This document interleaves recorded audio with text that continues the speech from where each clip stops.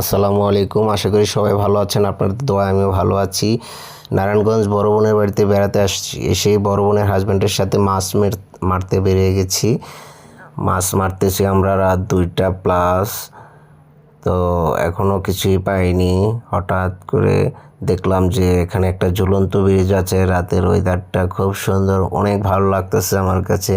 যারা রাতে বাইরে থাকেন তারাই বুঝতে পারবেন যে কত ভালো লাগে। হঠাৎ করেই একটা শোল টাকি পেয়ে গেলাম।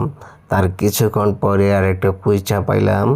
তারপরে রাতে এই কটা পেয়েছি। কেমন লেগেছে অবশ্যই জানাবেন। আসসালামু আলাইকুম। আশা করি সবাই ভালো আছেন। আপনাদের দোয়ায় আমিও ভালো আছি। নারায়ণগঞ্জ বড় বোনের বাড়িতে বেড়াতে আসছি। এসেই বড় বোনের হাজব্যান্ডের সাথে মাছ মারতে বেরিয়ে গেছি। মাছ মারতেছি আমরা রাত 2টা প্লাস। তো এখনও কিছুই পাইনি। হঠাৎ করে দেখলাম যে এখানে একটা ঝুলন্ত ব্রিজ আছে। রাতের ওয়েদারটা খুব সুন্দর, অনেক ভালো লাগতেছে আমার কাছে। যারা রাতে বাইরে থাকেন তারাই বুঝতে পারবেন যে কত ভালো লাগে। হঠাৎ করেই একটা শোল টাকি পেয়ে গেলাম। তার কিছুক্ষণ পরে আর একটা কুইচা পাইলাম। তারপরে রাতে এই কটা পেয়েছি। কেমন লেগেছে অবশ্যই জানাবেন।